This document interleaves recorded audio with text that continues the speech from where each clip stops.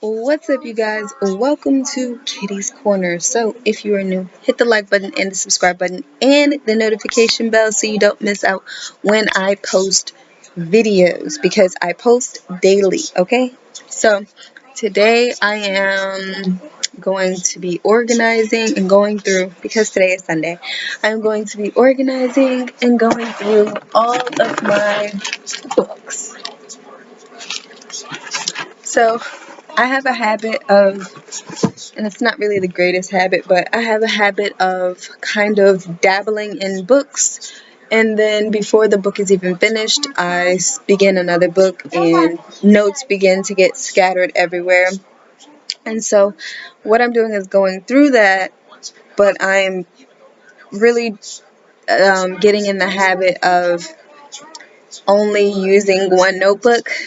And so, oh, and also look, check it out. This is my budgeting book. You probably can't see that because of the lighting, but it's purple. It comes with a little thing. I wish it came with a pen, a special pen, but that's okay. But yeah, it's a budget book because I want to get on top of finances. And so it does have stickers in it. And I believe I purchased this online on Amazon, I believe. Yes, I want to say. But as you can see, I've been writing it down, writing things down, categorizing them, organizing it, and it looks cool. And not only does it look cool, it is helping me stay on track of my expenses, especially when it comes to the real estate thing, and how it actually, like, I would definitely suggest everybody work on getting a budget book because it helps you see where your money is going, where you're putting all of your money into. And it helps you see what expenses you have upcoming, and it just really helps you see things for what it is and begin to organize that way. So this is the very first book that we're going to go through. And so I wrote like a little something there, very special. So I'm not going to read that. And then on this page is me giving thanks on this page. And again, I'm not going to show you guys very closely on that because that part is a little bit personal. You know, when you have books, you want to make sure that, well, you don't have to, but eventually maybe you'll find yourself like writing personal things, just random personal things, and that's perfectly okay. So right here is, I don't know the exact date, but it says October 2019. And so it says, I have shifted points of views. My focus is research, knowledge, becoming aware, connecting. And then it's very poetic. Like sometimes when I notice that when I'm like writing without really thinking about things, or just like writing off of notes, but like letting myself wander off in the notes, I can write very poetic and just naturally that way. But this one is cool. This right here, what I'm writing about, this says manifestations, and it tells you that manifestation, in order to have working manifestations, it requires a connection. You have to have a connection to the source. You have to have a connection with the earth, because that's where you are going to manifest your physical. That's where it's going to materialize on earth. So you want to make sure that you are grounded, and you want to make sure that you are connected, which I'm going to get into it in a little bit. But the connection comes from the source and the earth. So you want to make sure that you're connected to yourself, to the universe, to your guides, to the earth, like I said, and to yourself. And in order to make that connection, grounding is required. Like I said, grounding is that connection that you have with yourself and with earth. In order to ground oneself, meditation is required. Now, meditation is where a lot of people struggle, because it requires you to sit and be with yourself. Okay, meditation is the art that calms or slows down the mind so that you are able to hear messages meant for you by your guides or your angels or whoever wants to connect and communicate with you in that moment. You are able to actually hear because you're sitting quietly, okay, or you're not, your mind isn't thinking about anything. You've able to quiet it down for that moment so that you can receive the messages. So, how to? It is important to pay attention and correct thinking. Wording, word choices, how you speak affects what you attract and manifest, okay? So avoid using energy blocking words. Now, these energy blocking words are going to be so well known to you because you probably say them all the time. Like I just said, probably. You want to avoid saying that. So it's energy blocking words like kind of, trying to, possibly, almost, because it's either happening or it's not. There is no in between. It's either happening or it's not. So with you saying it's kind of happening, like, or I kind of want it like this, that's not specific. That's not clear. Okay. It can be a lot of things involved in that kind of, and it's with same thing with trying to. You're either doing it or you're not. If you're trying to do it, that means you're not doing it. Okay, that means you're going to keep trying and keep trying. There's nothing wrong with trying, but it's just when you are saying that, trying is just the act of doing. So just say that you're doing it. You're not trying to do it, you're just actually doing it. When you're trying to do it, you're just holding up the process. Possibly ensures that there is uncertainty. So if it's possibly, that that means that you're unsure about it. You either are sure, like I said, it's either happening or it's not. Possibly means no, it's not. It's holding up the process. Almost same thing. It's either happening, you're either done or you're not done. It's just things like that. So, and also avoid having a mindset of lack and limitations. And this is a really big example. So, feeling poor. Okay, feeling poor while manifesting money. So you will be, you can do all of the rituals and you can pray and you can light your candles and you can do everything, like that. And that will be great. That's great. But if your mindset, if you still feel like a poor person, you're not going to you're going to have a very hard time manifesting a large amount of money because you don't believe it. You still feel like you're always going to be poor. You still feel like the struggle is real for you. So, be careful about that because those are some things that will hold up your manifestations. Okay, so, and the key, this is the key where a lot of people, even myself, tend to slip up, okay? Because the key is you want to focus on all that you want, not all that you don't want. Because, when we're thinking about our dreams, it's very easy because we can get caught up in listing all the things that we don't want. And when you're doing that, you're creating energy. You're putting energy behind it and feeling and emotion behind it because you know what it would feel like to lose all of that money. And you don't want that to happen. But it's like, okay, if you don't want that to happen, simply don't focus on it. But it's very easy for us to focus on the things that we don't want. It's a lot trickier to focus on the things that we want for a long period of time, because it's not the lifestyle that we are normally involved in, and to create it there is going to be some resistance, but you just have to get practice, literally practice every day, focusing on what you want. Focus on what you want. Only talk about what you want. Don't talk about any potential hiccups. Don't talk about what could possibly go wrong. Just focus on what you want and all that could go right.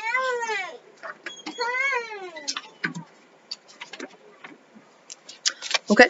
And so avoid conjunction words like can't, I'm, don't. And the reason why you want to avoid them, and I'm working on this as well, but you want to avoid those because words are spells, okay? And so when you're using a conjunction word, that's like you using half of your spell.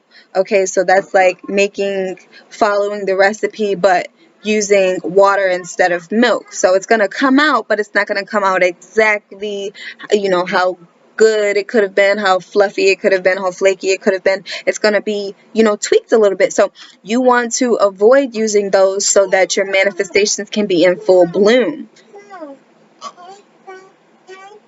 Very good. I like it, and it's green. So 1 second, you guys. I'm going to get some water because I've been talking a lot. My throat's a little parched. So I had to get tea instead of water because it needs a little warmness. Okay, y'all. So let's continue. So yes, like I was saying, you want to avoid conjunction words because, like I said, it's like half-assing your spells because words are spells. So keep that in mind. Okay, so be mindful. Dark energy is not negative energy, okay? Because seriously, we hear dark, we hear black, we hear chaos, and we automatically get scared. We automatically like back off, and it's like it's not negative energy, you know? Yin and yang is just like, you literally have to think of it like the opposite. The opposite of light energy is dark energy, okay? You can't have one without the other. So there needs to be a balance in all things. So don't just think, oh, one is bad. Like, there is no bad. It's just how it's used, okay? How it's used, okay? Now, let's see. Book interest. Let me see what I wrote. Book interest. Ask your spirit guide. I have no fear because spirit guides. Okay, so spirit guides is gentle. Oh, and did you know that you can create a spirit guide? You can. We're powerful beings, you guys. Don't limit yourself. And so yes, one way to yes, so it's very important, like, on this journey is to constantly release your fears. And like, seriously, you can release them and then you can face them, and that is another way that you can release your fears, by facing them. You can also release them by cleansing yourself of that, but you literally have to acknowledge your fears, because if you're denying your fears, you can't release what you're denying as your fear. So you have to address it, you have to acknowledge it, okay? So yes, Reiki, which I'm seriously interested in that. So that's also suggested around a lot, especially when you're involved in spiritual cleansing and realigning the chakras and things like that. It is highly suggested that you seek out a Reiki, which I will definitely be doing that. So excited. Spiritual journey. Spiritual journey, there's solitary, a lot of solitary, because you're like, really, like, you really do need like that moment of solitary, because you have to like unmask like all these masks. You have to take off all these layers of yourself, and then you have to sit there bare with yourself. And this is really like, it's not physical, although it can be physical for some people, but it's just literally like a mental thing. You're taking off all these like layers and shedding all this skin, that all the lies that you've had to hear your whole life, and all the things that you've had to unlearn, and all the emotions that you've blocked out that have to reappear, and these triggers. You're just literally taking all of that off and just being bare with who you really are, a child of the universe, a child of the source, a child of God, a child, whatever, however you want to say it, however you relate to it, like sitting there with yourself, like, this is who I am. And like really looking around, like at all the gunk and all the junk that you've been carrying around unnecessarily because you didn't know any better at the time. It's a lot, you guys. Like, it's deep, and a lot of people always like, wish for to be on a spiritual journey, and just really like make it. It is beautiful, but it is it is, there's a lot of tears, there's a lot of emotions, there's a lot of shifting and transitions, and there's a lot going on, you know, through that process. There is a lot. There's confusion, there's fear, there's overcoming, there's overwhelm, and all of it is, it can be like chaotic and like shaking you up, but in the end it is very beautiful. It's like very beautiful in the end. Once it's all past, then you can look back and be like, yeah, that was beautiful, but I don't want to go through that again, you know. And so yeah, the spirit guide, your spirit guide has many forms other than human. Okay, so keep that in mind too, because another thing on this spiritual journey that I've learned is it's important to let go of your expectations. Like when you join this spiritual journey, don't expect it to be any type of way. Just go with the flow. And because if you try to control how this spiritual journey is, if you try to control the things that's outside of your control, it's going to be not in your best interest. You're not really going to enjoy it. You're not going to like it. You're not going to get it. And you're going to get kind of sucked up in whatever emotion that comes with that. So it's just important to release your expectations. So when you call on your spirit guide might not appear to you in the form of a human. They might appear to you in a different form. So just be open to that, and keep in mind that this isn't a movie. Like your spirit guides aren't just gonna while you're getting ready to lay down in a blanket, you're not gonna look up and have your spirit guide in your face like, hey, what's up? Like, no, they're not there to scare you. You know, it's not in their intentions to scare you. You know, they really want to just communicate with you. So they're going to approach you in a way that's not scary for you. Okay?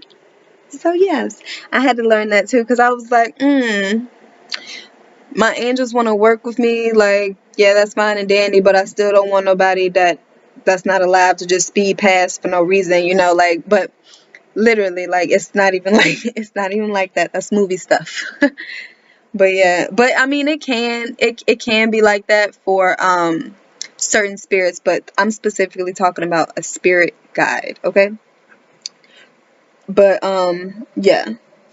So yeah, so they do not, like I said, they do not want to scare you. They want you to succeed and to help you succeed. So if they're trying to help you, why would they be popping up all scary? See, it doesn't make sense, because that's not how it works.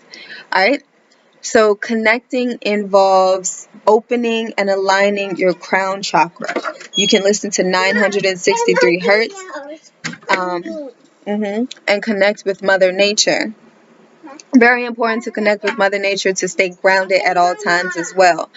And when you, yeah, it's just always stay grounded.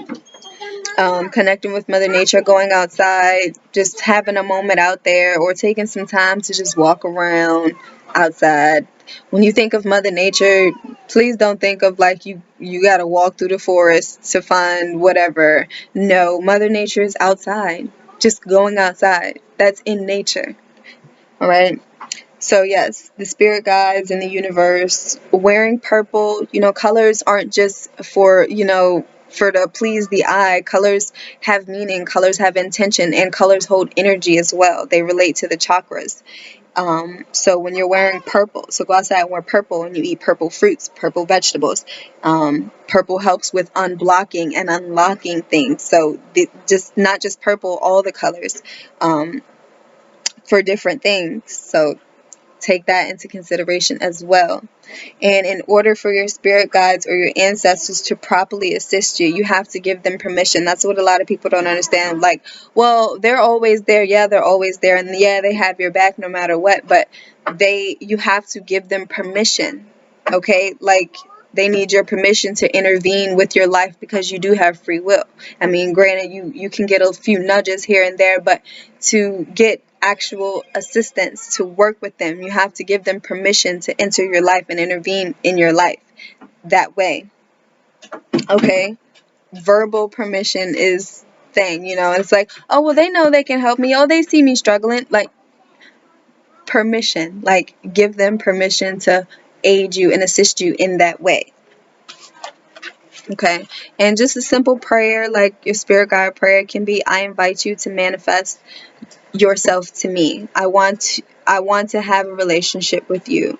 I am ready to receive your guidance. I allow you to be in my life. And it's just as simple as that, you know. It doesn't have to be anything long, but if you feel called to do something long or feel comfortable with a long prayer, then definitely do what feels comfortable for you. But it can and be just as successful with it being something short and sweet. Like, I invite you to work with me. I give you permission to guide me through this real estate situation. Like, help me get to where I need to be. I give you permission to work with me and to be a loving support. That's it. Very simple. So yes, you guys, that was only one page, and I'm already up to 20 minutes of talking. And that was just a very quick run through of how to manifest and how to meditate and the importance of it. So next time, which it will be tomorrow, we will talk about the spirit guides and the color associations, and we'll get very close and very deep to shadow work. Okay, so this is also what I wrote on my thing.